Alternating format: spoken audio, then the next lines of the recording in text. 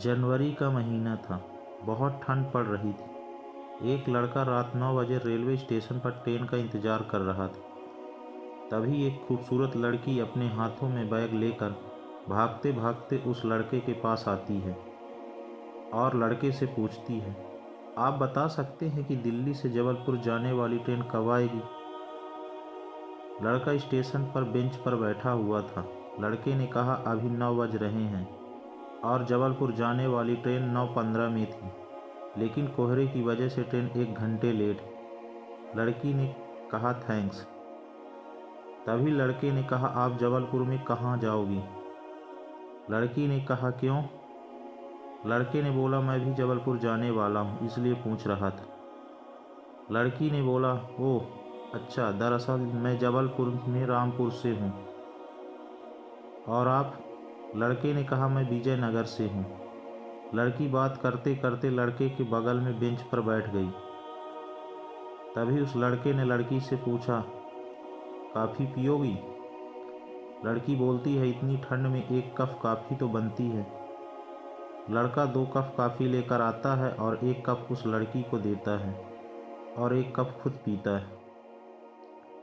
Coffee पीते पीते लड़का बोलता है, हेलो, मैं शेखर। और आपका नाम? लड़की ने कहा, मैं प्रिया।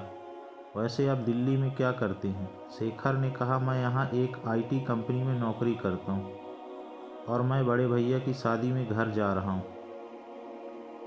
अगले महीने फरवरी में शादी है। और आप क्या करती हैं? प्रिया बोली, मैं यहाँ पढ़ाई कर रही हूँ और 1 साल और बचे हैं और मैं भी अपनी बहन की शादी में घर जा रही हूँ। दोनों बात कर ही रहे थे कि तभी जबलपुर जाने वाली ट्रेन का अनाउंस होने लगा। तभी शेखर ने प्रिया से पूछा, आपका कोच नंबर क्या है? प्रिया ने बताया, AC3B10। और आपका? शेखर ने बताया, ACB B1। और दोनों ने यात्रा की शुभकामनाएं एक दूसरे को दी और अपने कोच में चले गए। अगले दिन शाम को 5 बजे दोनों जबलपुर पहुंच गए।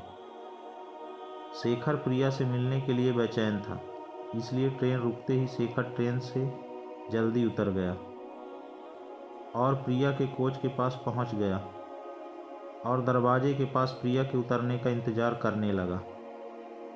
कुछ देर में प्रिया ट्रेन से उतरती है और शेखर से पूछती है, आपका सफ़र कैसा रहा? शेखर ने कहा, बहुत अच्छा था। शेखर का मन तो था कि प्रिया से उसका फ़ोन नंबर मांगे, लेकिन वह नंबर मांगने की हिम्मत नहीं कर पाया।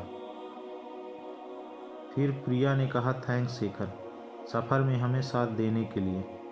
और प्रिया वहाँ से चल दी और शेखर जब तक उसे देखता रहा जब तक उसकी आंखों से प्रिया ओझल नहीं हो गई। अब प्रिया जा चुकी थी और शेखर भी अपने घर के लिए चल दिया। आखिर वह दिन आ ही गया जिस दिन शेखर के भाई की शादी होने वाली थी।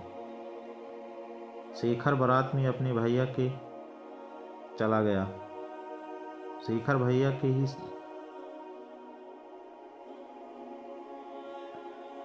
शेखर भैया के साथ ही था। जैसे ही लड़की वालों के गेट में पहुंचा, तभी प्रिया की नज़र शेखर पर पड़ी। वह अपने होने वाले जीजा के साथ शेखर को देखकर हैरान हो गई। प्रिया सोचने लगी, शेखर के भी बड़े भैया की शादी होने वाली थी। मतलब प्रिया की अब सब समझ में आ गया था। इत्तेफाक से प्रिया और शेखर एक दूसरे के रिश्तेदार होने वाले थे, क्योंकि शेखर की जो भाभी बनने वाली थी वह प्रिया की बड़ी बहन थी। शेखर ने अभी तक प्रिया को नहीं देखा था, लेकिन प्रिया शेखर से मिलने के लिए आती है और बोलती है, हेलो शेखर जी, मुझे पहचाना आपने? प्रिया को अचानक सामने देखकर शेखर चौंक गया और हड़बड़ाहट में पूछता है, तुम यहाँ कैसे? प्रिया ने बोला, मैं भी तुमको देखकर हैरान हूँ। फिर दोनों ने अपना अपना परिचय दिया। शेखर को प्रिया से मिलकर विश्वास ही नहीं हो रहा था कि प्रिया इस तरह उसे मिल जाएगी, क्योंकि प्रिया जब उसे रेलवे स्टेशन में मिली थी तभी से शेखर उसको पसंद करने लगा था। पर वह यह सोच के रह गया था कि इतनी खूबसूरत लड़की मेरी किस्मत में कहाँ। अब शेखर अंदर ही अंदर बहुत खुश था।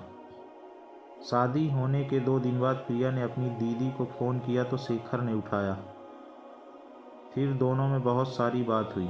आखिर में प्रिया ने कहा कि अब से तुम अपने नंबर से मुझे फ़ोन करना, मेरा नंबर दीदी के फ़ोन से ले लो। इतना बोलने के बाद प्रिया ने फ़ोन काट दिया।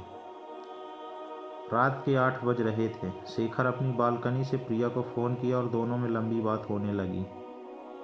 तभी शेखर ने अचानक पूछा, तुम किससे प्यार करती हो?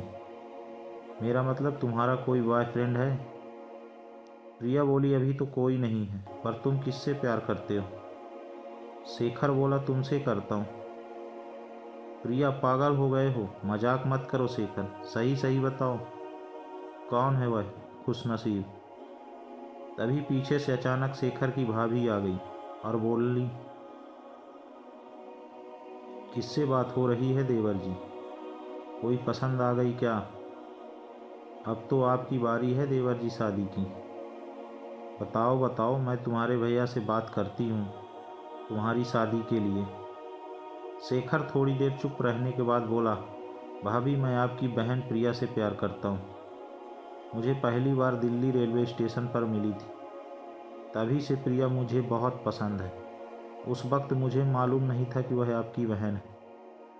भाभी ने कहा, यह बात है, चलो अच्छा,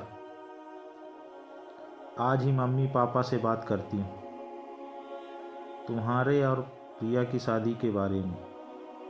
भाभी इतना जल्दी राजी हो गई थी क्योंकि भाभी को पता था कि शेखर बहुत अच्छा लड़का है और प्रिया का बहुत ख्याल रखेगा, और यह परिवार भी बहुत अच्छा है। हम दोनों बहनें एक ही परिवार में बहुत खुश रहेंगे। शेखर आज बहुत खुश था। भाभी ने यह बात सबको बता दिया। प्रिया भी बहुत खुश थी क्योंकि वह भी शेखर को पसंद करने लगी थी। प्रिया के मम्मी पापा भी राजी थे। तभी प्रिया ने शेखर को फ़ोन किया और कहा, अब तो तुम खुश हो ना? शेखर ने कहा कि तुमको पाकर बहुत खुश हूँ। यह मेरी ज़िंदगी का इत्तेफाक है कि तुम मुझे मिल गई। फिर प्रिया ने बोला, मेरी पढ़ाई खत्म होने के बाद ही शादी होगी, और शेखर मान जाता है। 1 साल बाद प्रिया की पढ़ाई पूरी होने के बाद दोनों की शादी हो जाती और दोनों अपनी ज़िंदगी में बहुत खुश हैं। दोस्तों, कहानी आपको कैसी लगी कमेंट करके ज़रूर बताएं। अगर आपकी ज़िंदगी में भी ऐसा कोई इत्तेफाक हुआ हो तो मेरे साथ शेयर करें। हम आपकी कहानी को लोगों तक ज़रूर पहुंचाएंगे।